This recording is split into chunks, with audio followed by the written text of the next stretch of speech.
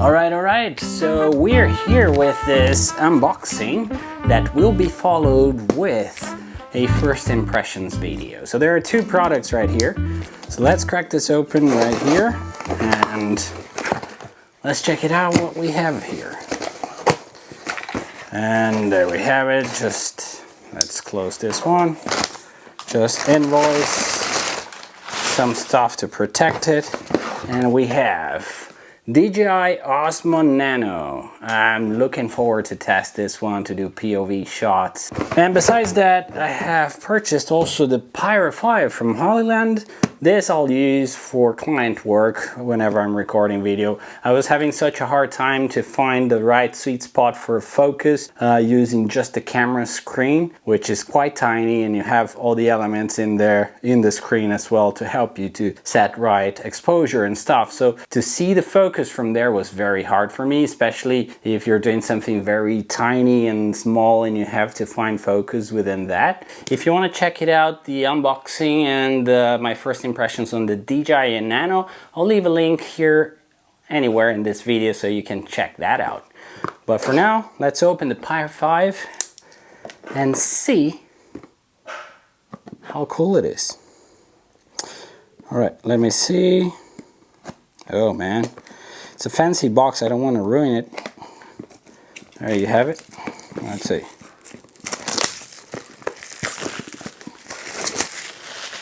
Alright. Looks very good boxing. There's no Apple-like thing to close it up. So there's no stickers or what's or not. But it fits snugly, just like an Apple box would.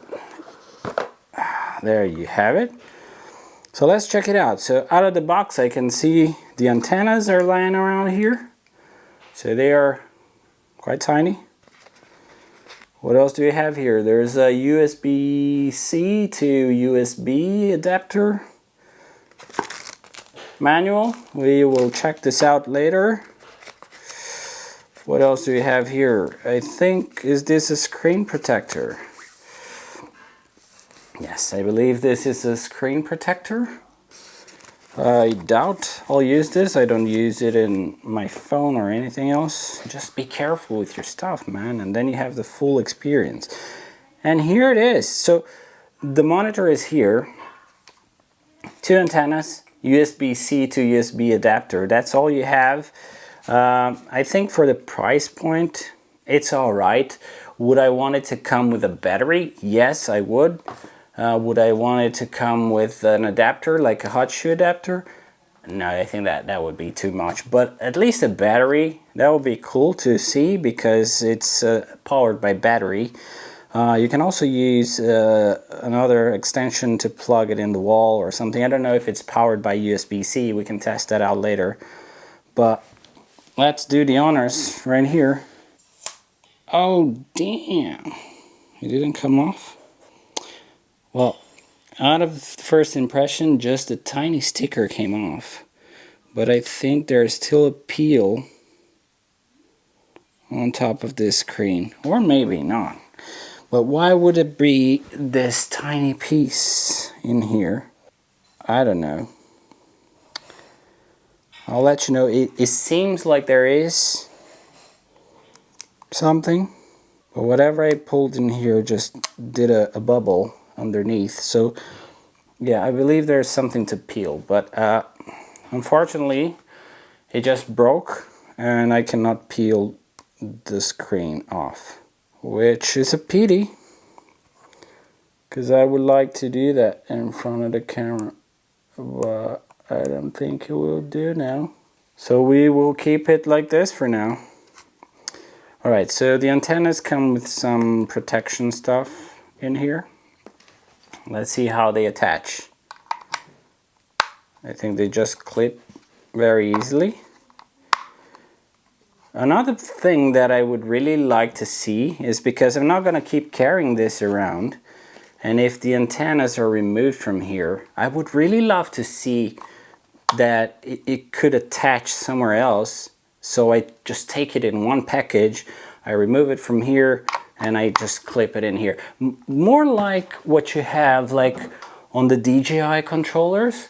Like you have those knobs that goes in here, so they are here, and then you just screw them to the front, right? So something like that, that you can carry just one piece of stuff, but all the loose parts are still attached to it, right? So you don't lose it. Because these ones, bro, like, where am I gonna keep those? Will I keep them here? But will they break if I keep them here? I don't know. So let's open up. So I got a small rig battery for this one. So let's open it up as well. I'm not gonna do a full-on review on a battery because I think that's just too boring. So let's put that in. Turn it on. All right, so this is the battery. A lot of manuals for the battery. Let's see if it came charged or not. So let's put it in here. And we will power the monitor. And how do I turn it on? Do I need to connect to the camera? Here it is. There's an on button on the left side. And here you have it.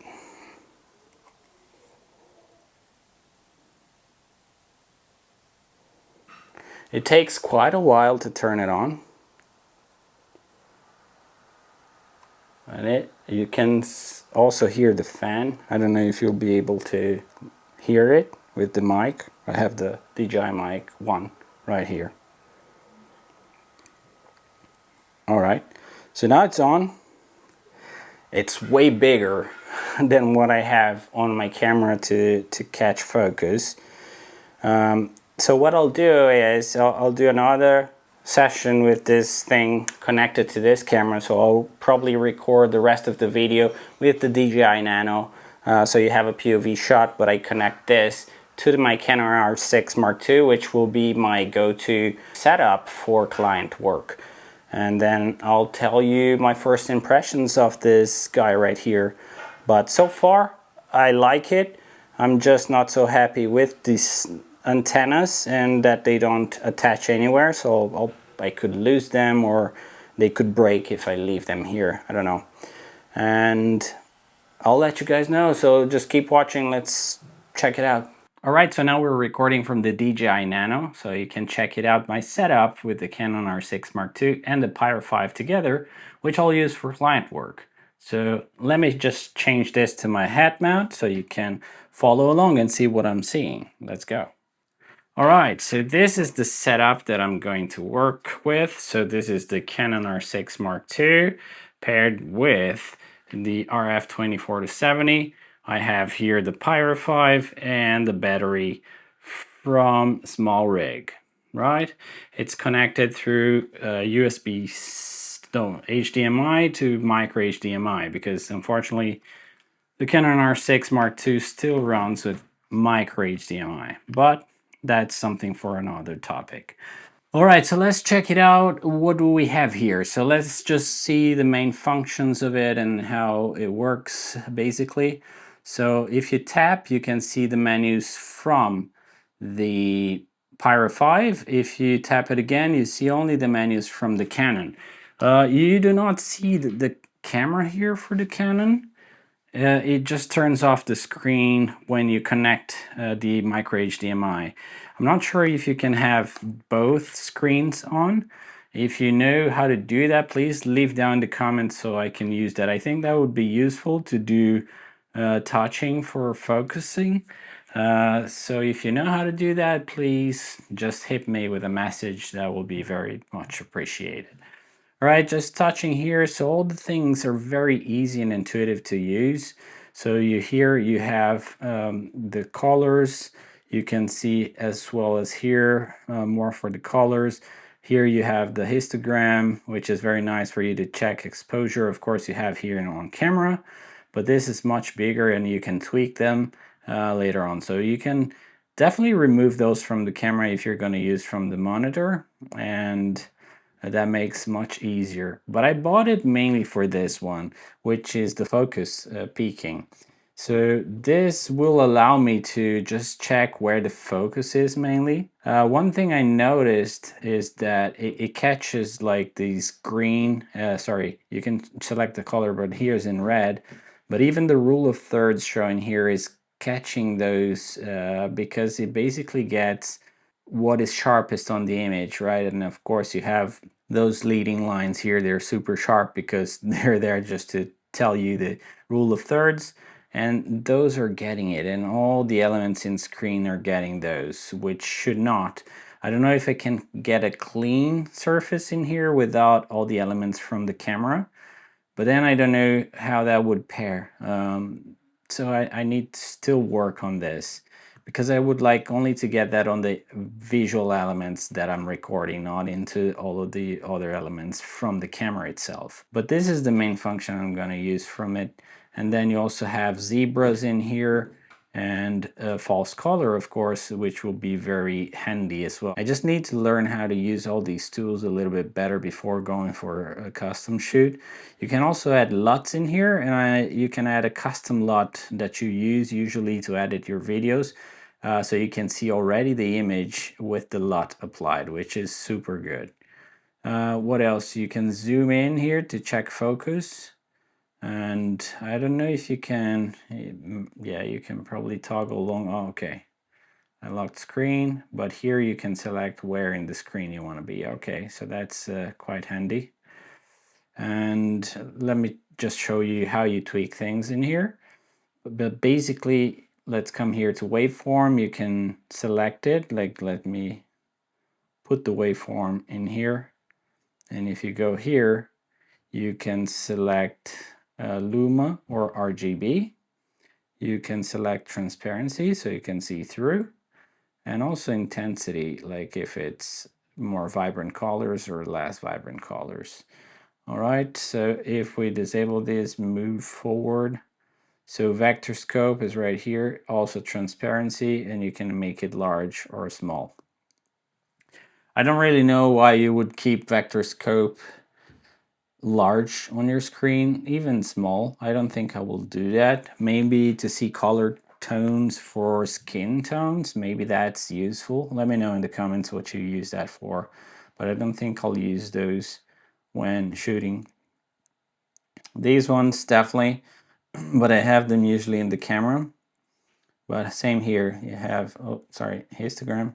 So you have transparency, and you can also change medium and large.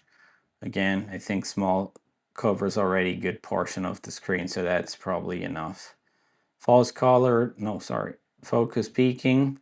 So let's see, focus assist. You can also put sensitivity, but if you do that, it will grab a lot of stuff that is not necessarily in focus.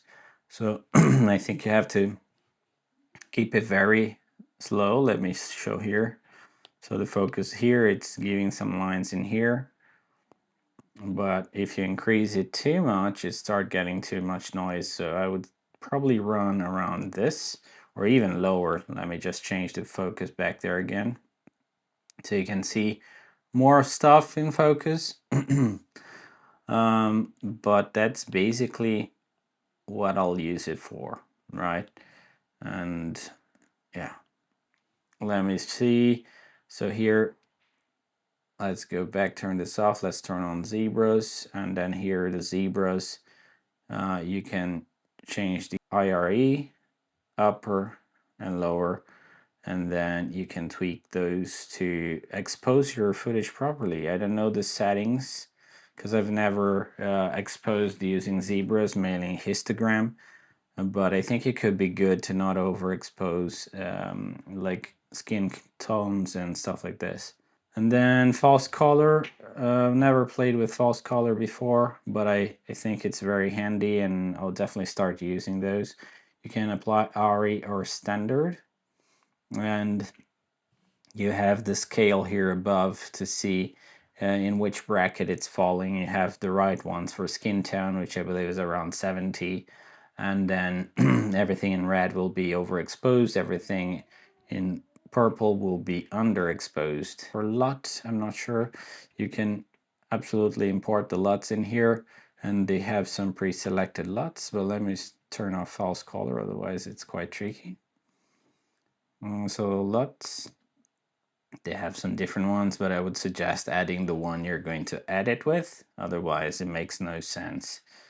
And then the aspect mark, of course, you can change here, and you can see how those will impact your footage if you're recording. So I think this is very useful if you're recording videos and you want to do other formats, but you're still shooting 16:9. And you can see just how you could frame this better. I use the rule of thirds to do that for doing vertical videos within the 16:9, but you can definitely create multiples, so 9 maybe by 16. Let's see if we can do that. Yes. So, and it falls right there within the rule of thirds, more or less. So that's what I use usually, but perhaps I'll use those so it doesn't affect when I use the focus assist. And then, yeah, so you have a lot of stuff to play around with. Cross hatch, I'm not sure what that is. And anamorphic is to do the de-squeeze. I've never had any anamorphic lenses to test these out, so I'll not be using those right now. And I believe this is flipping the image, so if you're using the monitor in another orientation, then you can basically flip this on and off. Now I don't know how to undo those. And the image is still flipped, so I'm not really sure now how to go back to it. OSD flip. How do I unflip? So I removed the lot. Aspect mark, crosshatch. It was flip. OSD flip on. It flipped, but it didn't flip back. This was not so easy or user friendly, I would have to admit. But let's turn off the crosshatch, or no, aspect mark. So, oops, cross mark. Okay, here it is. You can scroll to the side. The flip, maybe. No, this was the flip. Yes, so this was the flip. And then you have the grid lines in here. I believe I have to use the grid lines maybe from here instead of the camera, because then you wouldn't have the focus assist impacted, I believe. And maybe that's why it's been impacted, but I'll definitely play around with those and see what it does. One more thing, so just let's run through some of the settings here. So you have wireless, so you can use this as a transmitter or a receiver, and you can change those settings right here. And another thing is I've paired this to my cell phone. So if you look at my cell phone here, I'm using the app from Hollyland. It's called Hollyview, just to see here exactly. And you can see it's very minimal lagging. So it's a very good app, actually, in my opinion. And you can also pair other monitors like the Pyro 5, Pyro 7, and so on, because they all have the built-in receiver and transmitter. So it's very handy. So I thought this tool is very good because whenever I'm recording, I can ask my clients if they want to see what I'm recording, then they can just download the Hollyland app. You don't even need a subscription or an account, really. You just download the app and you pair it with the Wi-Fi from the Hollyland device itself, and it just works. So it was very good. And yeah, this is it. So let me see, what else do you have here? So you have display, you can change brightness, you can record here. I don't have an SD card in here, so I wouldn't be able to do that. But I believe you can only record proxies, so they're not going to be 4K or larger files like this. So it's just proxies, I believe. You have all these settings in here for fan. I'll just leave those in auto. I didn't mess around with it. And here you have information from your device, but I'm not going to select that one to keep those things for myself, right? And that's it, I think. So that's pretty much it. So this is the setup I'm gonna run with. I believe it's a cool setup. It works great. I have been getting so many nice and crisp images with the DR6 Mark II. Would I upgrade to the DR6 Mark III? I would like to, but I don't think I will. Maybe I'll wait for Mark IV or Mark V. Let's see how that goes. Or changing brands. I don't know. What do you say? I think right now the R6 Mark III is a banger, really. I don't think Sony's up there yet. I've worked with the Sony a7 IV. I know they have the a7 V now, but I still think the R6 Mark III beats the Sony. I'm sorry, Sony guys. But that's me. I would definitely get an upgrade on my Canon instead going back to Sony. But that's it. I hope you guys enjoyed the video. If you did, just leave a like and also subscribe to the channel because it helps me out. I'm trying to reach 1,000 subscribers, and I'll keep creating content around all the tools I'm using for client work and so on. So that's very much appreciated if you do so. Thank you so much, and I see you in the next one.